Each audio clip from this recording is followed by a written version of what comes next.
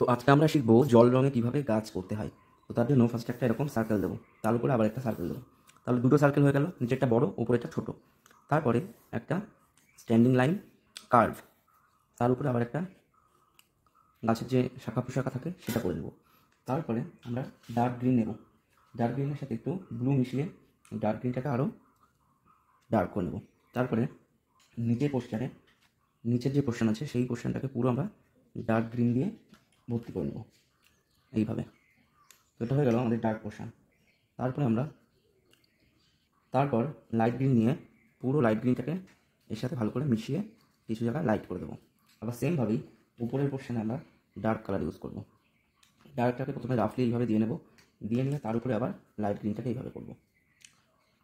তারপর আবার শুরু করবো আমরা ইয়েলো দিয়ে, যে উপরে যে ফাঁকা জায়গাটুকু আছে সেটুকু আমরা ইয়েলো কালার করব রাফলি, কোথাও যেন ফিনিশিং টাচ না বোঝা যায়।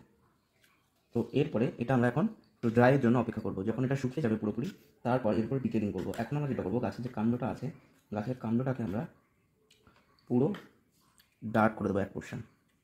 ওয়ান সাইড ডার্ক রাখবো আর ওয়ান সাইড লাইট করবো, সেটা নেক্সট পরবর্তীতে আমরা করবো। আর কিছু কিছু এরকম ব্রাঞ্চ আমরা ট্রি ব্রাঞ্চ করে দেবো, যেখানে পাতা দিতেও পারি নাও দিতে পারি। এগুলো হচ্ছে শুকনো ডাল। আর যে ফাঁকা জায়গাটা ছিল সেটাতে আবার লাইট ইয়েলো ইউজ করবো। কেমন? আমরা লাইট ইয়েলো ইউজ করবো। তারপর গোড়ার দিকটা একটু ফিনিশিং টাচ দিয়ে লেবেল করে দেবো, যাতে গোড়াটা এরকম বোঝা যায়। নিচে আমরা চাইলে কিছু বেস করে দিতে পারি, মানে যেটা মাটি এবং হালকা ঘাস হয়ে রয়েছে, এরকম হালকা রাফলি এরকম টেনে আমরা ঘাস করবো নিচের থেকে উপরের দিকে। তারপর যেটা করবো, এরকম ইয়েলো কালার একটু লাইট করে দেবো, ব্যাস হয়ে গেল। এবার এটাকে শুকনো তুলি দিয়ে এইভাবে মিলিয়ে দেবো, তাহলে রঙটা এক জায়গায় দাঁড়িয়ে থাকবে না, রঙটা মিশে যাবে। এরপরে নেক্সট আমরা যেটা করবো, কিছু ডার্ক পাতা আমরা বানাবো। সেটা এরকমভাবে তুলিতে নিয়ে সাইডের দিকে বের করে দেবো, যেটা কিনা পাতা পাতা বলে মনে হবে। আবার যেটা শুকনো ডাল ছিল সেই পোর্শনেও কিন্তু আমরা এইভাবে কিছু ডার্ক পাতা আমরা দিয়ে দেবো। এটা কিন্তু একেবারে ফিনিশিং টাচের টাইমে। এবার এরপরে যখন শুকিয়ে যাবে আমাদের উপরে পোর্শন, তখন সেখানেও কিছু ডিটেলিং আমরা করতে পারি।